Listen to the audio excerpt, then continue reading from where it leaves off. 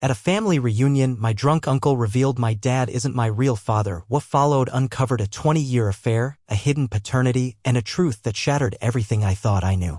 He's not even your real dad, kid.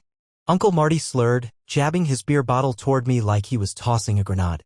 The fire pit crackled between us, casting orange light on the stunned faces of my family, cousins frozen mid-Esmore, Aunt Donna's wine glass hovering in midair, my mom stiff as a statue on the porch swing. I blinked, thinking maybe I misheard him. But he just sat back, grinning at his own drama like he'd told the funniest joke all night. What? I asked, my voice a whisper that didn't match the earthquake ripping through my chest.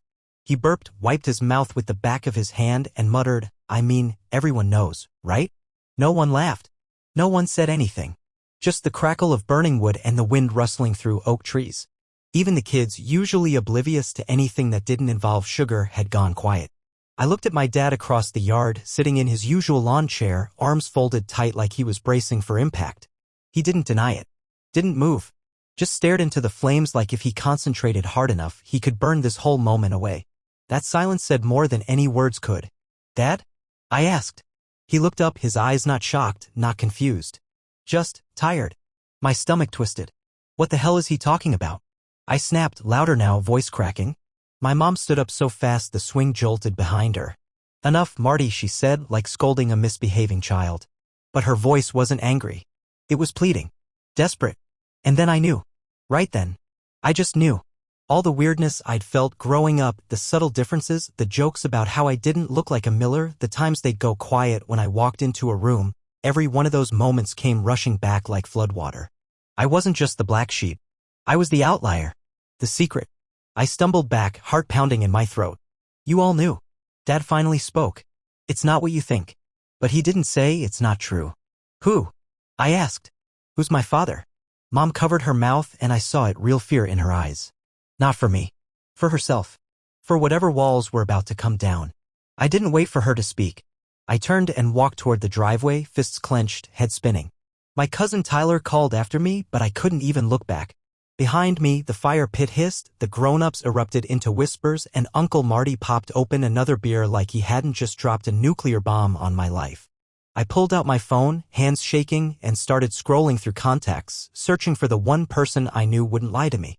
Because suddenly one terrifying question burned hotter than anything else. What if the man I call my real father is someone I already know? I didn't sleep that night. I lay on my bed staring at the ceiling, every thought crashing into the next. I kept playing back Uncle Marty's words, my dad's silence, my mom's face, all of it stuck on repeat like a nightmare I couldn't wake up from. At 2:17 a.m. I texted Aunt Sandra. She was my dad's younger sister, the only one in the family who ever treated me like I wasn't some puzzle piece that didn't quite fit. Aunt Sandy, I need to ask you something. Please be honest. Was Dad ever really my dad?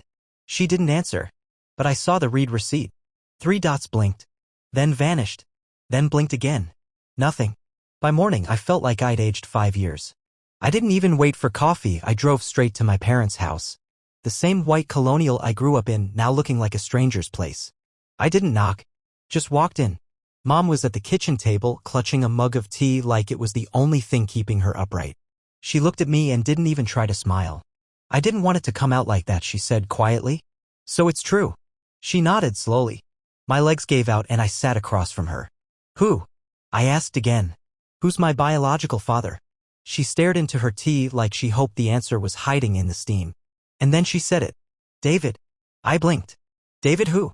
She looked up at me, eyes already watering. David Pearson. My throat closed up. David Pearson. Our family friend. Our neighbor for over 20 years. My godfather. The man who taught me how to fish. Who helped build my first science fair volcano.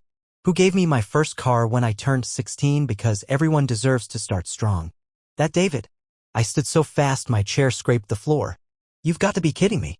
It was one time, she said, like that made it better. It was a mistake. Your father, well, Jim, he knew. We both agreed it was best to raise you as his. For your sake. For my sake. I hissed. You mean to tell me the man I've trusted most outside this family, who's been like a second father to me, is literally my father, and you kept it a secret my whole life? Tears spilled down her cheeks. We thought it was the right thing. We thought it wouldn't matter. It mattered. God, it mattered so much. I left without another word. I drove straight to David's house.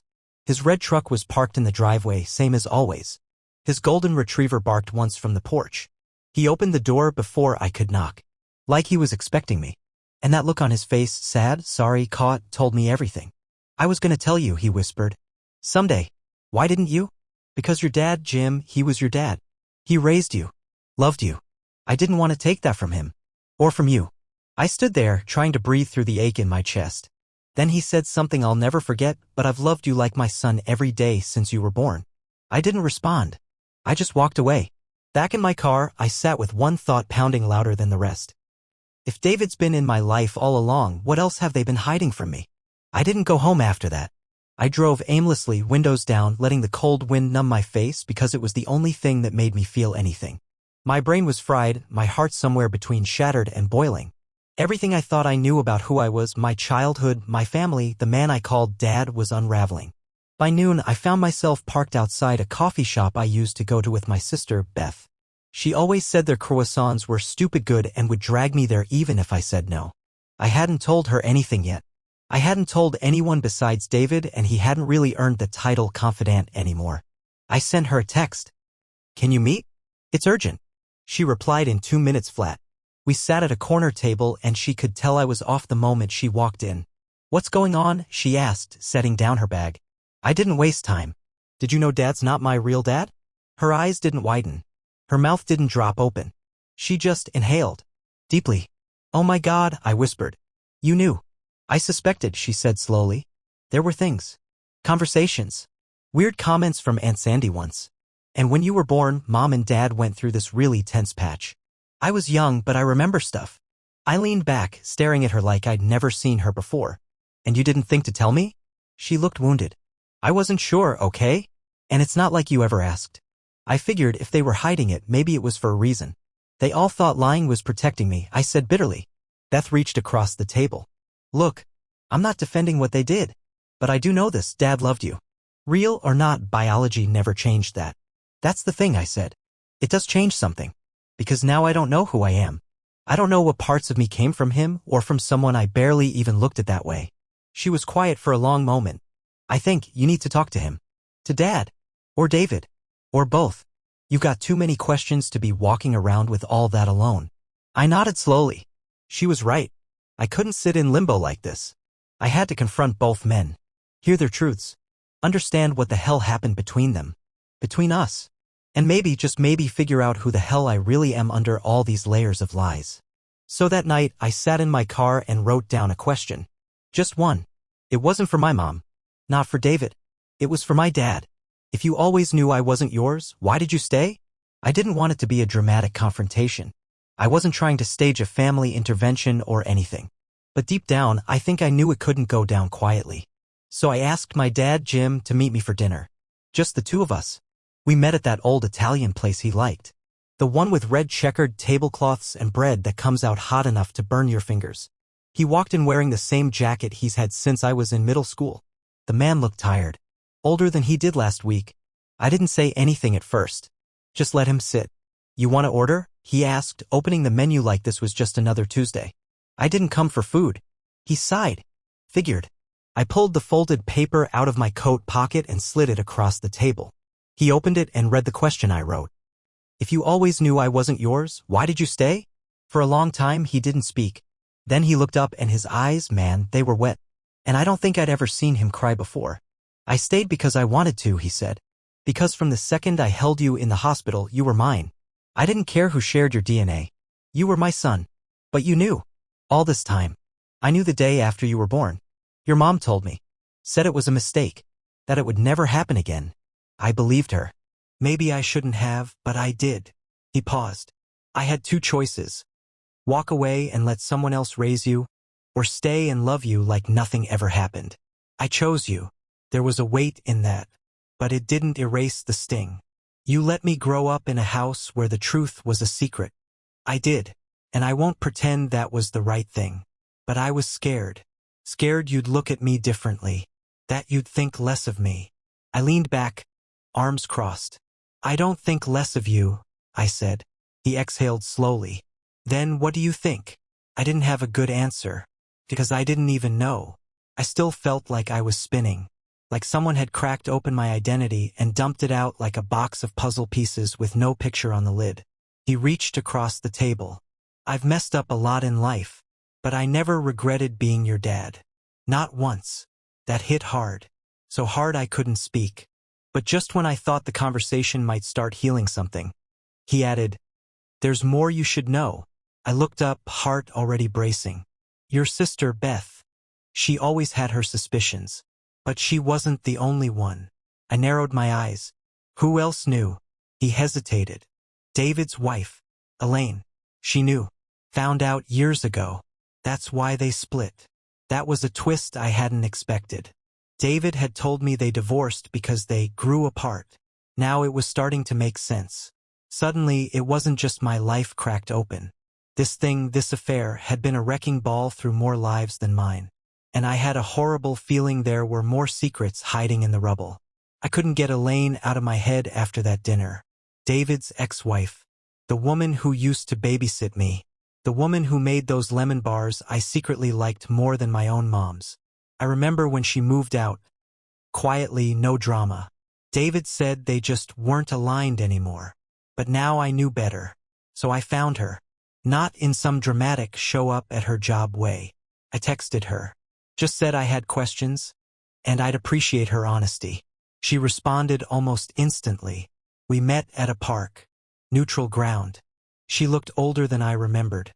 Still graceful, but with this sadness in her eyes that hadn't been there when I was a kid.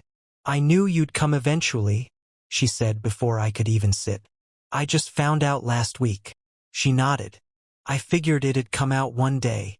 I cut to it. "How long have you known?" "Since you were 5. I overheard something, your mom talking to Marty at a barbecue. She didn't say it outright, but it was enough." I asked David. He didn't lie. "And you stayed with him?" "For a while. I tried to forgive him. I even told myself it was a one-time thing, like he said. But the worst part wasn't the cheating. It was watching him look at you." I blinked. "What do you mean?" She gave a small, sad smile. "He loved you. You were just this bright, curious kid. He'd light up around you in a way I hadn't seen in years. And every time it reminded me of what he did. Of what we lost." "I'm sorry," I whispered. "Don't be. You didn't ask for this. You didn't choose it." I looked away, ashamed. "But I was the reason your marriage fell apart." "No," she said firmly. "The affair was. Not you. Never you." She paused. "But there's something else I think you should know. And I'm sorry in advance."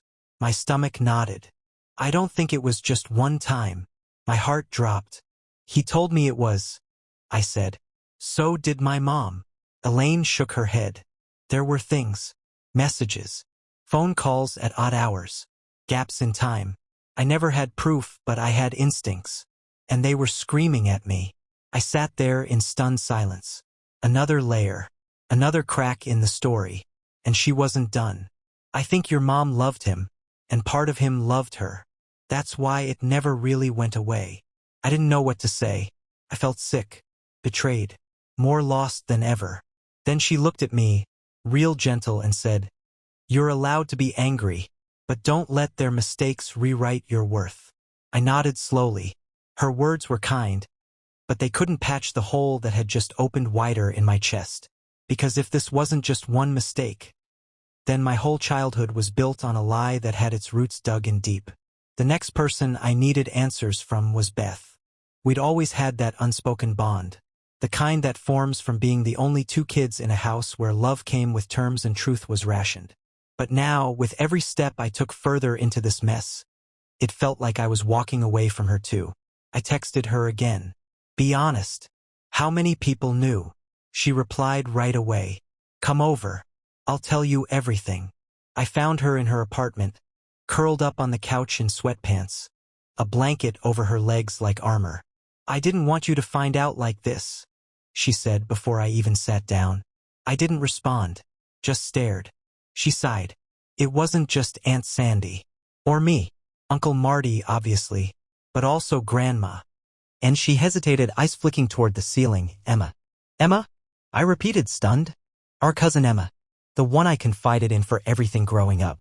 My first call after my first breakup. The one who held me when I cried over college rejection letters. Why didn't anyone tell me? I said, voice breaking. Beth didn't flinch. Because we were told not to. Mom shut it down. Said it would ruin things.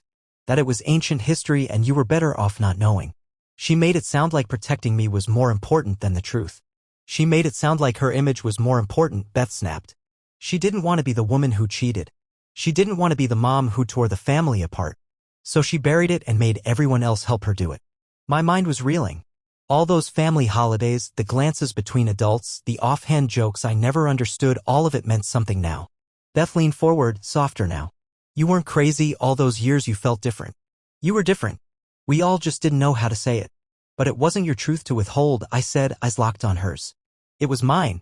She nodded, eyes glassy. I know. I left not long after. I couldn't stay there. Couldn't sit in a room with someone I loved and trusted and now saw as another piece of the conspiracy. When I got home, I did something I didn't expect. I pulled out every photo album in the closet. Every picture from birthdays, holidays, first days of school. I wasn't sure what I was looking for. Clues? Inconsistencies? A face that looked more like David's than Jim's? I landed on a photo of me at 7 years old, sitting on David's shoulders at a 4th of July picnic. We were both laughing, holding little flags. He looked proud. I looked happy. And suddenly, I didn't know whether that memory was sweet or poisoned. Because here's the thing no one talks about. When you find out your life was a lie, you don't just lose trust in people. You lose trust in your own memories. It started with an invitation. Handwritten, slipped under my door like something sacred, dinner at our place. Just the 4 of us. We owe you the truth. Mom. I stared at it for a long time, unsure whether I wanted to rip it in half or frame it as evidence. For what? I didn't know. My own trial, maybe. That Sunday night, I showed up at the house I grew up in. Same porch light. Same chipping paint. But nothing felt familiar anymore. Inside, the table was set. Mom. Dad, Jim. David. It was the first time they were all in the same room with me since everything. We didn't eat much. Mostly pushed food around plates while silence tried to swallow us whole. Then Mom finally said it. I wanted to tell you when you turned 18. That was the plan. But then I got scared. Scared of what? I asked. My voice was calmer than I felt. That you'd hate me, she said. That you'd leave? You lied for 2 decades, I said. Did you really think that wouldn't change how I see you? She flinched. Jim stepped in. It wasn't just her. I agreed. I was part of the lie. I turned to him. But you raised me. I did, he said. And I'd do it all again. Even knowing how this ends. Then David spoke. Quietly. Carefully. I never wanted to steal anything from Jim. I loved your mom once. And I never stopped loving you. Not once. I didn't know what to say. What to feel. There was no script for this. So I asked the question that had been burning in me since this all started. Who am I to each of you now? Silence. I'm not your mistake, I said, looking at Mom. I'm not your fill-in, I told Jim. And I'm not some secret you get to love quietly, I told David. They all looked like they'd been slapped. I'm a person. A man. Not a mystery for you to manage. Jim nodded. You're right. Mom wiped her eyes. David said nothing, but I saw it in his face. That quiet, awful regret. Then I stood. This dinner doesn't fix anything. But I came because I needed to hear it. All of it. And now? Jim asked. Now I decide who I want to be. Not who you wrote into your version of me. I walked out with that same ache I'd carried for weeks, but something else too. A sliver of power. The kind you only get when everything is stripped away and you're left holding your own name in your hands. I didn't talk to any of them for the next 2 weeks. I needed space. Space to breathe, think, not feel like I was caught between 3 versions of what a father was supposed to be. People kept calling, texting, even Beth stopped by once, but I didn't open the door. Instead, I started seeing a therapist. First time in my life. The guy barely said 10 words during the first session, but he asked one question that split me wide open. What would it mean if you chose not to forgive them? I didn't have an answer then, but it stuck with me. So I made a list. I wrote down everything I wanted from each of them. Not apologies, they'd given those. What I wanted was truth and boundaries and a life that wasn't shaped by other people's guilt. Then I did something harder than anything else so far. I invited David to lunch. Just him. We sat at a little diner near the lake. It was the same place we'd gone after he taught me to drive.